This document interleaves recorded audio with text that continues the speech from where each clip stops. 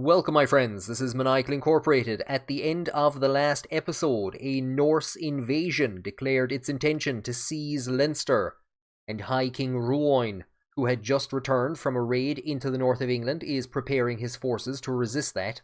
And we've also received the rather bizarre news that our son, Sean, has become the High Chieftain of Meath. So he controls Dublin and is High Chieftain of Meath because one of Flanshina's sons, if I am correct, just abdicated randomly for some reason. And Sean, our 10-year-old son, won the election to succeed him. Not historically accurate. Minors would not have been considered for tanistry elections. But considering that he's there and he's in control of Meath, Ruoin is going to change his vote. So currently he's supporting his brother Cunla. But we're now going to see if we can secure the election of Sean as High King of Ireland. Ruoin is currently 48 years of age. And at the moment, it looks like Donald O'Voyle is going to be our next player heir. So we do have an opportunity to spend some time in strengthening Sean's claims to be the High King of Ireland. And he might only be 10 years of age, and she may not be in a position to provide an alliance, but we're going to marry Sean off to his cousin, Findliath. There's a 1.9% risk of children being inbred. And she is the granddaughter of Áed IV of Scotland, and the daughter of Constantine the Evil, who was deposed as King of Scotland by the Norse, as people have been commenting. Problem with Scotland is it's full of Norse. Well, we might be able to sort that out, because look at all of these unpressed claims that she has. She's currently a guest in our court, and Sean is pretty much the eldest available member of the family that we could marry her to at the moment if we want to put an Ineal on the throne of Scotland. And for the second time in living memory, the Northerner menace threatens Irish shores. Unfortunately, we're not really in a position to fight them the old-fashioned way, because we're stubborn and we'd gain stress, so instead we're going to fight them the old-fashioned way. Now, we do, however, have the options to just give them what they want. And considering we'd be giving up a chunk of the kingdom, 80 stress probably isn't all that bad. Or we could appease them with gold and make them go away. We're not going to do that. But if you've been enjoying this series and if you're enjoying this video, please do appease the YouTube algorithm by hitting the like button below to help the channel and help Ruoin in his bid to resist the Norse. While performing his duties as my spymaster, Chieftain Laura has uncovered a secret held by my Archbishop, Cahir. He has taken my wife as his lover. This is useful to know. I bet it is. So our wife is currently pregnant. Our wife, queen, and soulmate is currently pregnant. I believe Ruoin tumbled around in the grass with her after she killed a hare at the end of the last episode. This is indeed useful to know. Now, I was saying that the most eligible senior male member of the family at the moment was Sean, which was why I organised a betrothal to Findliath. Yeah, well, that could be changing shortly. We might have another eligible bachelor in the family.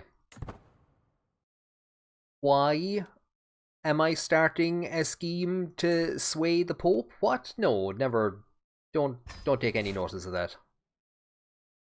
She mightn't be holding the title for very much longer, so I'm going to call my stepdaughter into the war, the Duchess of Kent, into the war against the Northern Menace. He has a grand total of 600 troops to his name, but Lot the Handsome. If nothing else, we'll just stare into that beautiful face of his. Now look at this for a scenario. The Prince of England is a vassal of the Duchess of Mercia, who we used to have an alliance with before her son died. She's had another son and heir, so the titles won't be going to the King of England on her death. But of course, Tostig is the son of the King of England, and he's married to our cousin. He's a fornicator. Our poor cousin. Oh. You know what? They're well matched.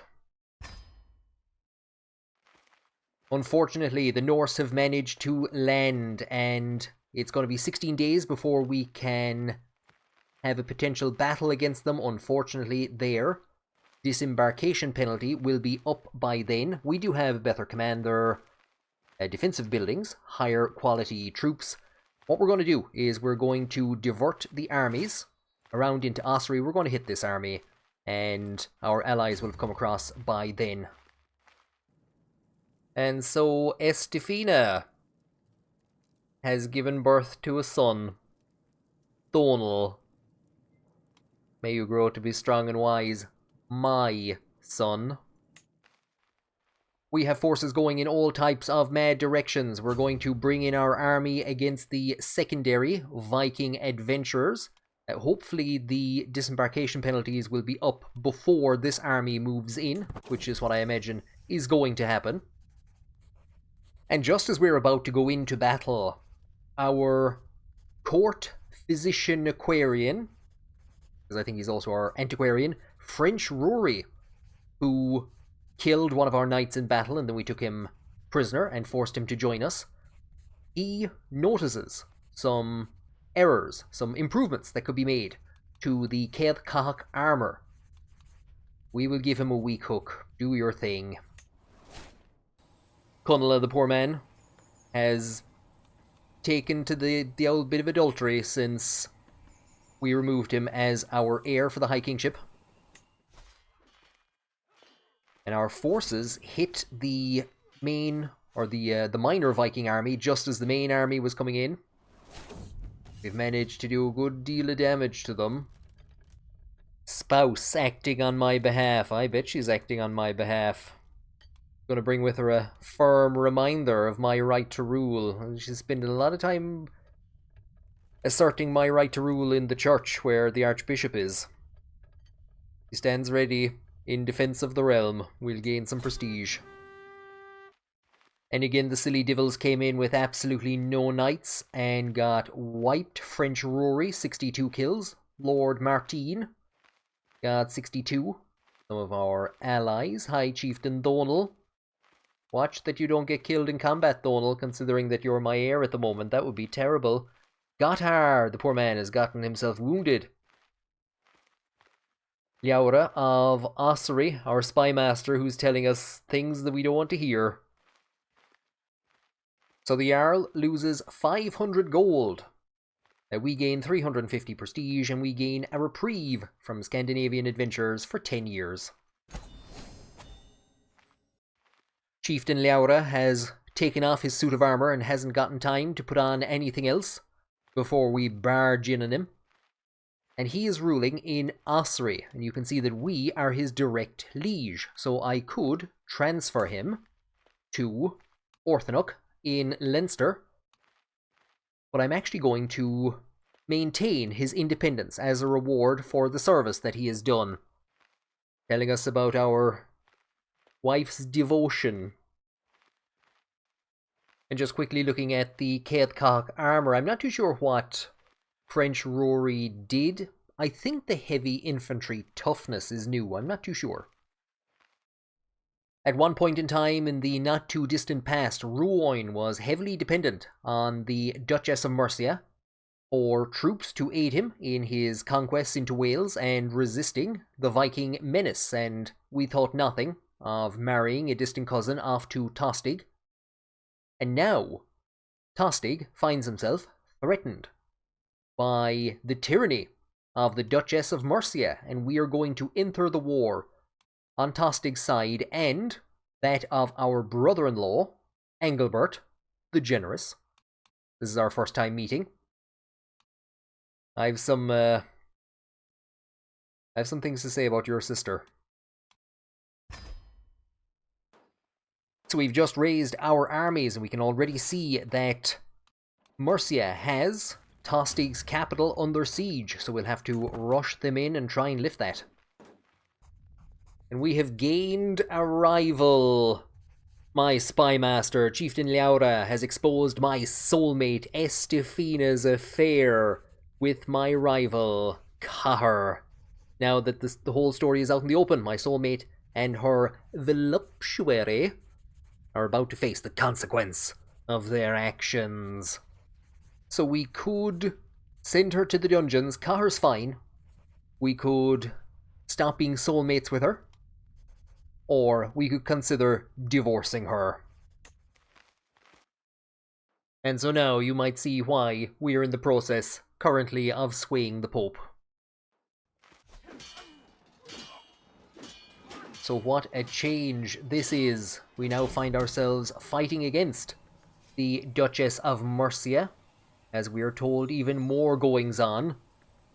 Does everyone have a lover? Laura, the things you've heard and seen.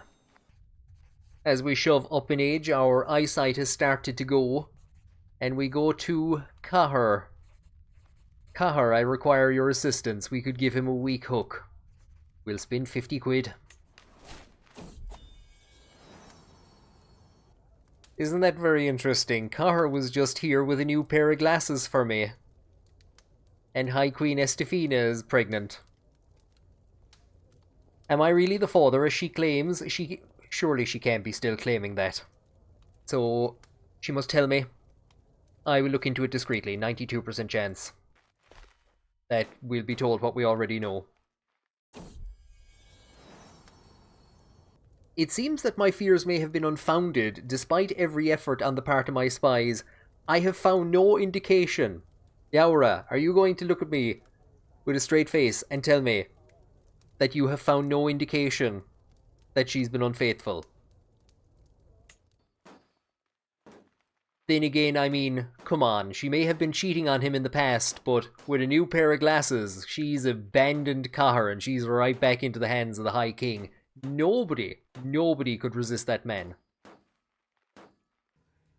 Our court poet and chancellor, Beatrice, wants to make a box. Is it a coffin for that whore of a wife of mine? We will sponsor the inspiration. Or maybe it's for my glasses.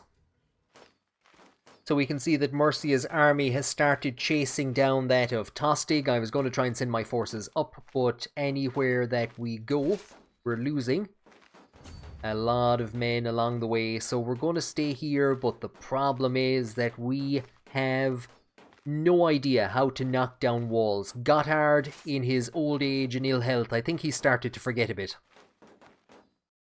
And with the new pair of glasses that we've gotten from Cahir, we got 300 lifestyle learning experience, which gives us another perk. We're going to go for apostate, different faith opinion, and faith conversion cost is going to go down. So that's going to be important for getting rid of that Lollard heresy. And we failed in our bid to prevent Mercia from hitting Tostig's forces. The problem now is they're heading out to sea, and I imagine they're heading for Ireland, so we're going to have to follow them. And what absolutely devastating news. French Rory is no longer our court physician. He has disappeared without a trace. Do you know what? It's probably fitting, considering the life that he had. He ripped somebody's head off, presumably when he was in our service. There is Owen Barry, Owen the Heartless, whose death he caused in one of our battles, I think against Lancashire, actually, in the region that we're in at the moment. So there you go. French Rory has disappeared into the pages of history. Good luck to you. This does now put us in a very bad position. There is practically nobody who is suitable for either the position of court antiquarian or court physician.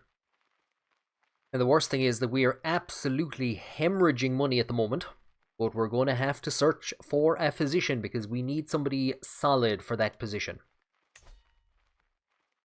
Oh, the devils, they went out to sea and they're basically just coming back into Wales. And so we play another round of Ireland's next court physician. And it's going to be pricey. Martin of Nassau and Kenlachon both want 50 quid. Art wants 20, but he's 69 years of age, so he's not going to be in the position for long. Martin, you are Ireland's next court physician. They're not going to be able to continue running. They've gotten into a slightly better defensive position. We're going to have to deal with this first. And then we're going to have to deal with this mess over here.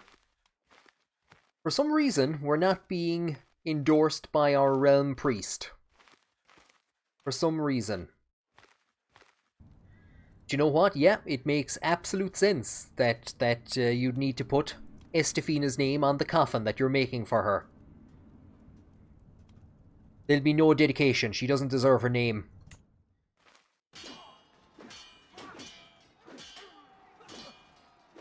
And so we've hit Mercia's forces. It's going to be a hefty defeat for them. And we are being called in.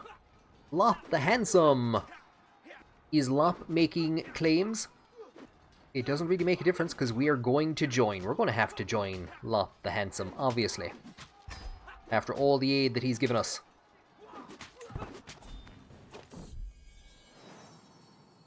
Oh, Estefina. You have been so brave. May you grow to be strong and wise, my daughter. Now, there is a bit of a problem here, which is that we have 4,500 soldiers on our side. Ireland is contributing 3,800 of those, and we're not in a position to actually move the army as yet. We could probably send out the group that's commanded by the High King, so we might actually have to do that. And we're going to have to do something about the Archbishop and the situation that we're in at the moment. We could sway him, but I'm swaying the Pope. There's a couple of artifacts that we could give him to try and get his opinion up. Or we could challenge him to a fight. And the cowardly devil has refused. We've gained some prestige, though, as a result.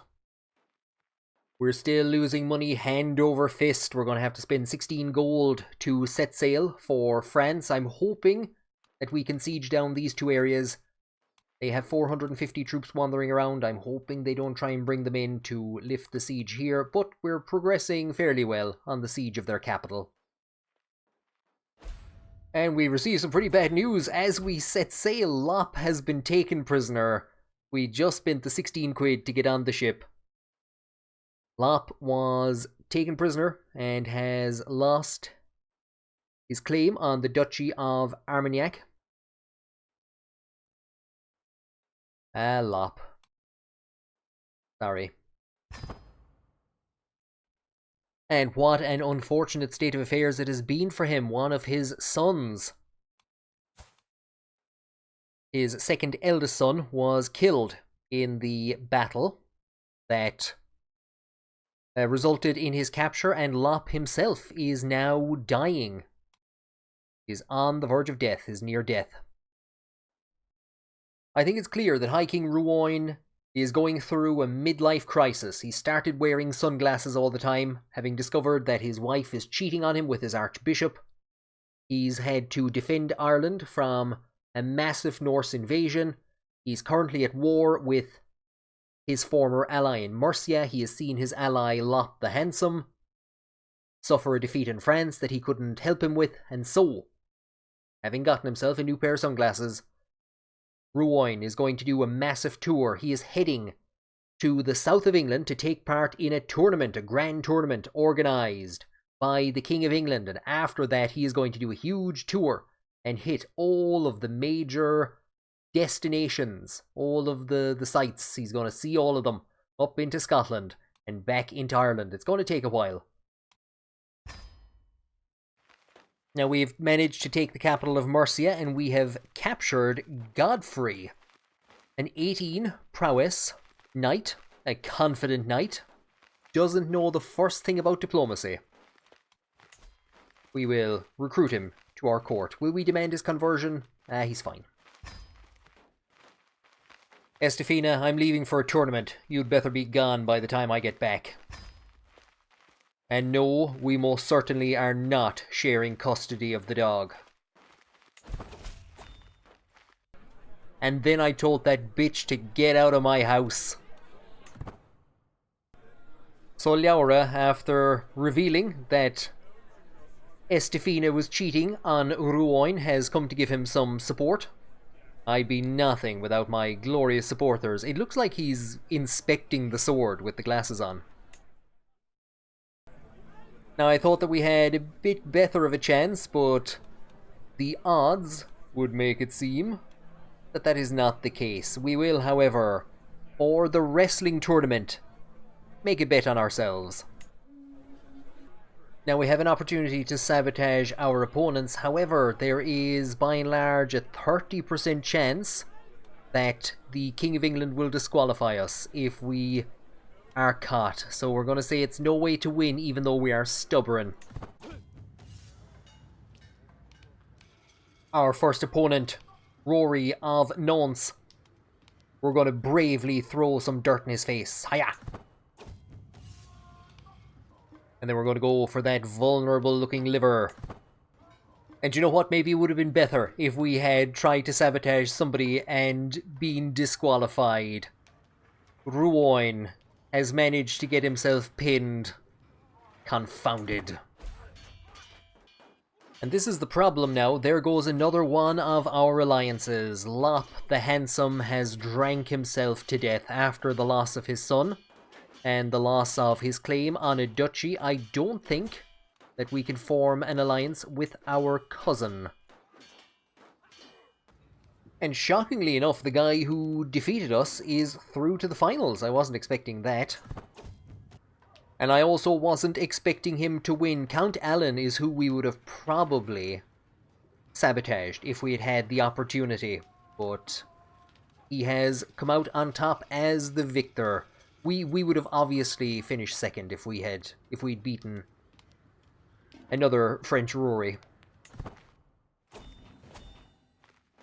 And we may not have won the wrestling tournament, but we have managed to win the war in Mercia. So our former ally has been deposed. And now her 6-year-old son rules in Mercia, and she has become regent. I'm not entirely too sure if Condal actually is our daughter. I really don't think she is, but you know what? We will organise a marriage between her and the new Duke of Mercia. God knows he needs the help. And God knows that we need the money. And maybe that defeat in the wrestling match has made the 50-year-old High King Ruon realise he's not a young man anymore. He'd better find himself a new wife and settle down. Duchess Cora in Galicia. He will send a proposal. Now, we haven't looked at this page in a while. The legend of the Red Hand of Ulster is spreading well. We're at 161 out of 300 baronies, so we're about halfway there. But we have a new option. The Battle of Lindisfarne. The Moormare of Durham fought to destroy High King Ruoin of Ireland, and he was a worthy opponent indeed. With Ruoin emerging victorious, there will be no end to his deeds of daring-do. Well, I don't think we'll be able to get that. It's going to take a while before we're finished with this one. We could bring this one to an end, but you know what? I'm committed to trying to promote this to the best of our ability, especially while Ruoin is still alive. So maybe a later generation of his family might try to promote the Battle of Lindisfarne. Brian Boru's great-grandson, Murcarthuk, commissioned the first kind of large documented description of the Battle of Clontarf in a bid to promote not alone his great-grandfather's memory, but his own legitimacy to rule as High King of Ireland. So maybe a later generation of the family might do that. And so there we have an alliance with Mercia again for the first time in a long time. We've changed a chapter of the Red Hand of Ulster. And Cora has accepted our hand in marriage. Saint Bridget indeed. So considering there was only one event, it wasn't the grandest of tournaments. We didn't manage to win. We actually got knocked out in the very first round of the only tournament that was held. But we'll now get to go on a bit of a honeymoon with our new wife.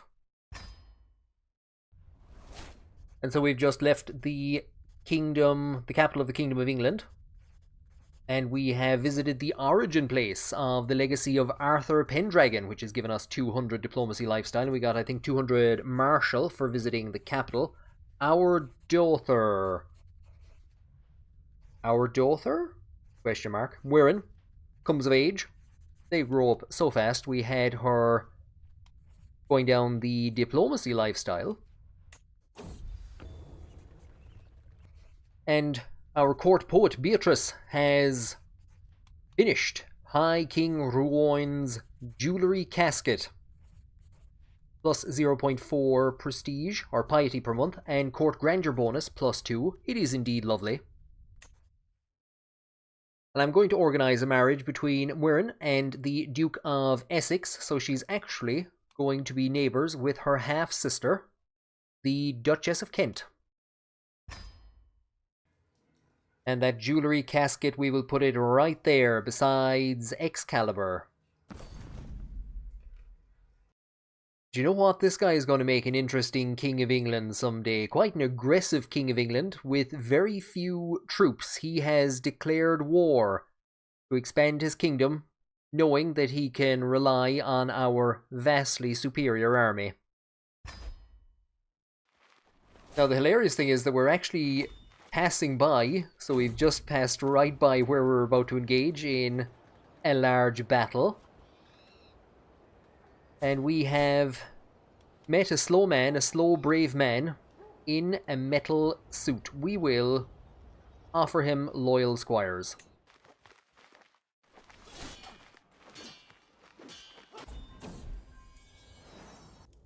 Estefina has come to me, and I immediately know why. She is with child, and there is a lot of doubt as to who the father is. And we're hoping that this stays secret. I never thought it would come to this. From all our wandering around the south of England, we've reached Canterbury, we've moved up into Wales, and we have gained another lifestyle learning perk. I would like to maybe continue down the scholar tree, but we're going to have to go for Faithful, which won't do much for us. But this will give us Convert Faith in County Progress Speed plus 25%. And then we will get another advantage, so we're going to have to go down the Theologian tree.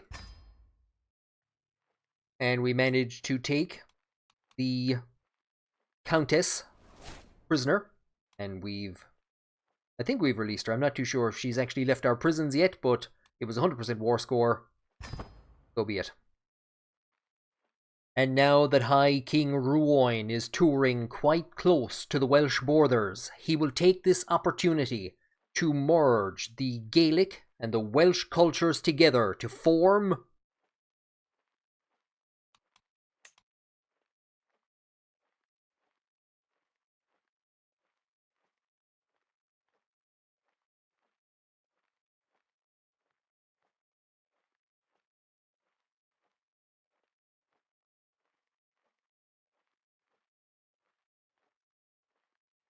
Welsh, the new Welsh culture of the Irish and the Welsh people. We're going to keep it as ceremonious for the monthly prestige. We're not going to be creating a lot of titles, but the prestige and the court grandeur bonus will be helpful. We can't pick the same for the two of these. There has to be a mixture, so we're going to go with Goidelic heritage and Brythonic language. For the traditions, so these traditions are common to both Irish and Welsh, and from Welsh we're taking longbow competitions, I suppose, for the coastal holdings, because all of our holdings almost are coastal. I think the plus 10% tax is going to be more beneficial than the Highland warriors. And then for aesthetics, continental European military equipment. We're going to stay with Irish names, continental European architecture, both fashion. Look at this, the choices that we have. And do you know what? We'll take Welsh arms. And so we create the Welsh culture.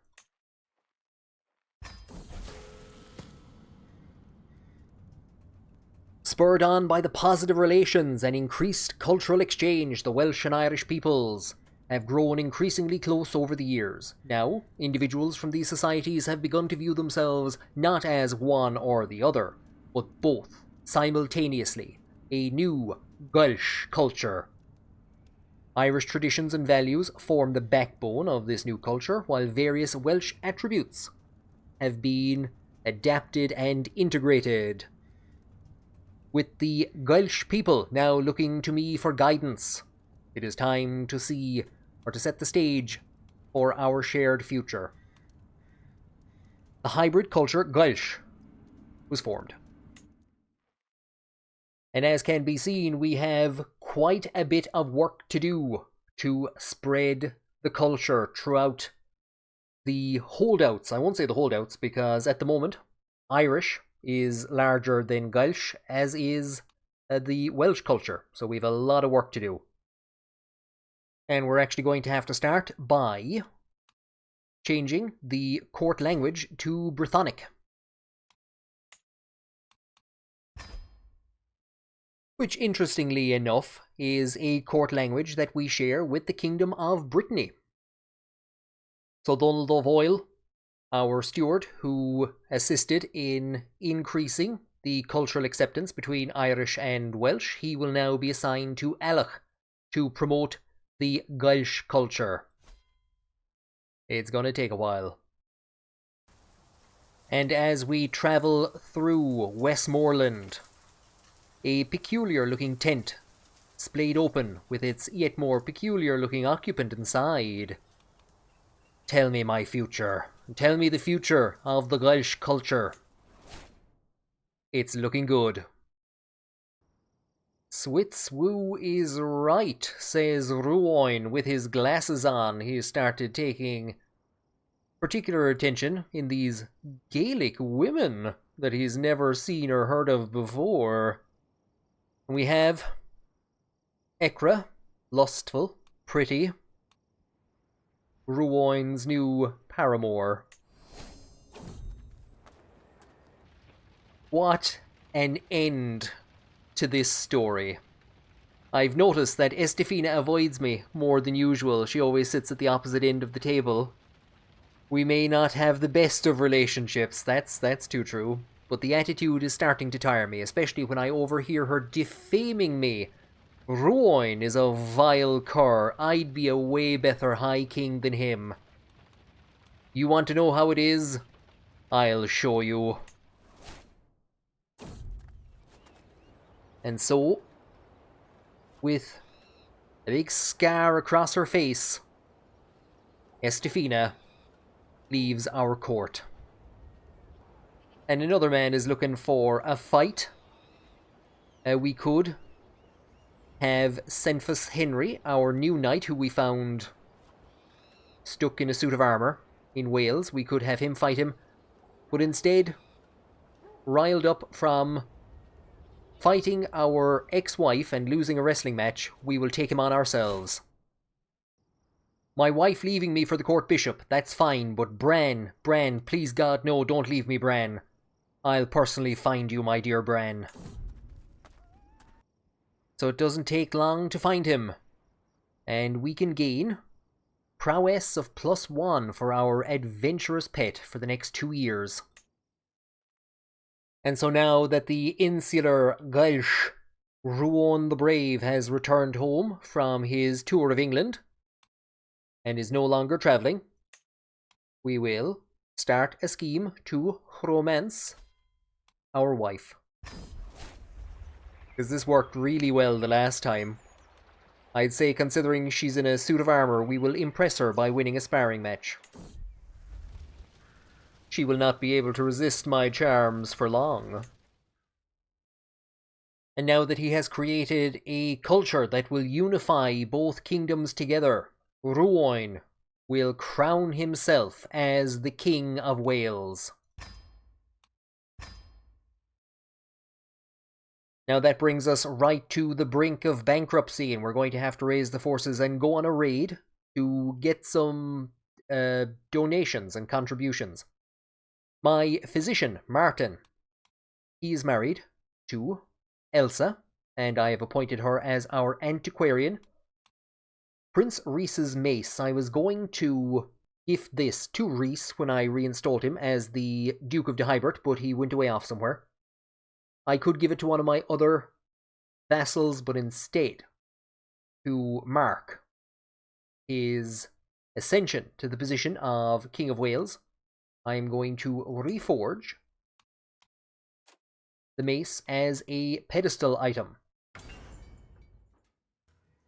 And although we already have Excalibur, we can now add Rhys's mace, dread gain plus 10%, powerful vassal opinion plus 1, courtier and guest opinion plus 2, not too shabby. And while we're at it, we might also want to take down that hair hide that our ex-wife gave us. We leave it there for now. We will return to the throne room, and as King of Ireland and King of Wales and leader of the Gaelic culture, we will hold court. And our attempts to create a Gaelic culture were almost jeopardized by this lad, Regan, in Dehybert, who began seizing territory from his vassals after I made him the Duke there. He's complaining about the spread of the Lollard heresy to keep him on side. Well, he's 100% happy with us. I don't want to form a rivalry with him, so we'll have to send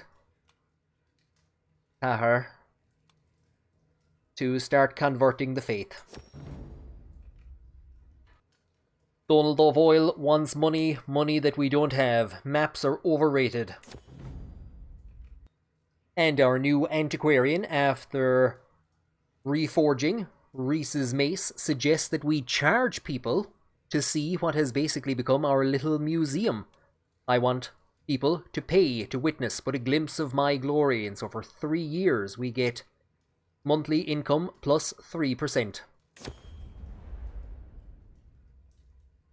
That's a fantastic zoom in considering he has the glasses on. My business here is done.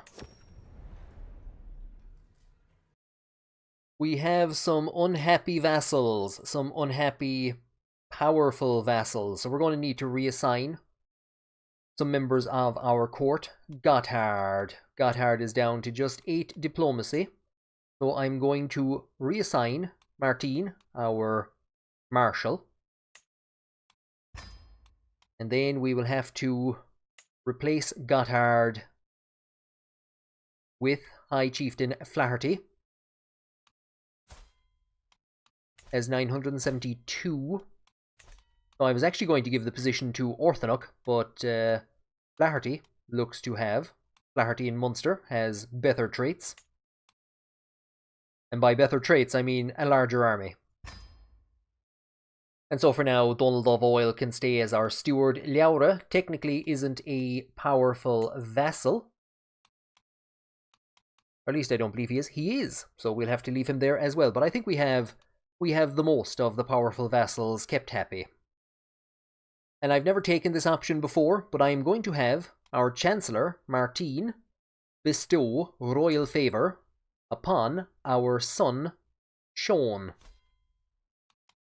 So that is going to increase his prestige. Because at the moment we have failed in our bid to secure our son Sean as our heir to the title High King of Ireland. At the moment it is Orthanok who is in command. Orthanok in Leinster. Even Sean isn't voting for him because he is a pious man and he likes him. Plus 45. The first thing we're going to do is use our hook to force Sean to vote for himself. And that has now pushed Sean as our new heir, because it was 6 and 6. Oh, it would have been about 5 votes for Sean and 6 for Orthanok, but now that Sean is voting for himself, and will continue to do so, I hope, for the next 100 years, that means that Sean will now, if all goes well, succeed as High King of Ireland. I think Ruan has another... I wouldn't be surprised if he has another decade in him. But we've no idea at what point in time the High Kingship might all of a sudden come up for contest. And at the moment, Ruoin will see the title pass to his son Sean, who will unite Ulster and Meath into one mega duchy, and hopefully it's possible that he might actually retain control of Wales as well. I'm not too sure. We'll see how all that works out in the event that Ruoin takes off his sunglasses and lays down to rest in the arms of the Lord. I imagine that won't be coming for a while. Ruoin has a number of tasks. He must complete the conquest of Wales and turn his attention towards securing the Cathcart dynasty banner from those Norse in Scotland. Thank you for joining me on this episode. If you enjoyed it, please do leave a like to appease the algorithm.